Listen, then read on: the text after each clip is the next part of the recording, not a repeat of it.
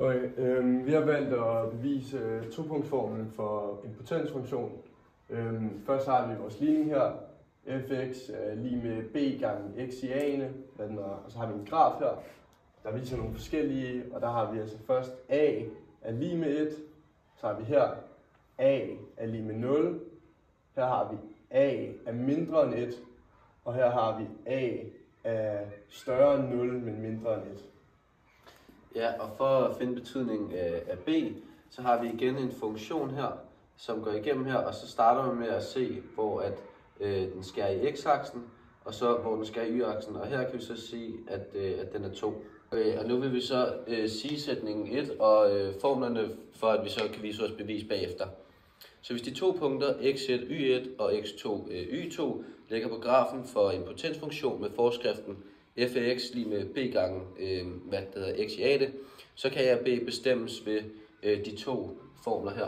Ja, og her har vi altså to formler, som hedder a lige med log y2 minus log y1 divideret med log x2 minus log x1. Og så har vi her for b, hvor vi siger b lige med x1 divideret med x1 i a det, eller b lige med x2 divideret med x2 i a. Og nu vil vi starte med at bevise for a, og så har jeg bare lige skrevet hurtigt, hvad y1 og y2 er.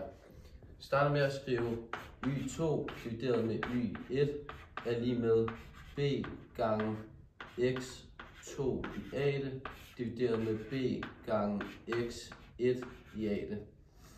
Og nu når der står b på begge, så kan vi egentlig bare fjerne b, og så står der y2 divideret med y1 lige med x2 i a det, x gange 2 i a det, x2 i a det, divideret med x1 i a det.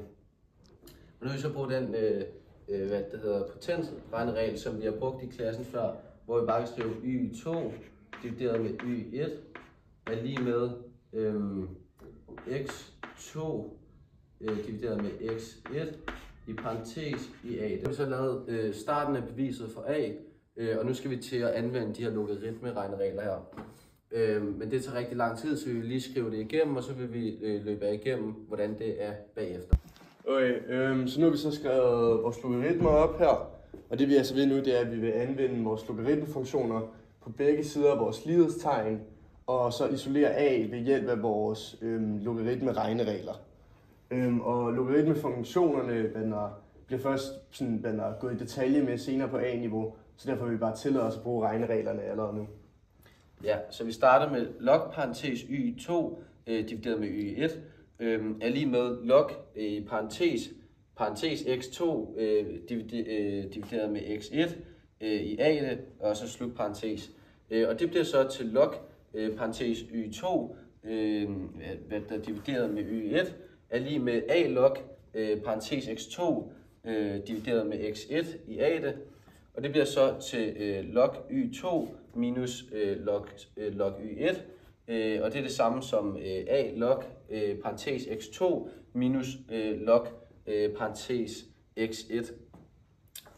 Og så har vi så her, det bliver så til log parentes y2 minus log parentes y1, og divideret med log parentes x2 minus log parentes x1.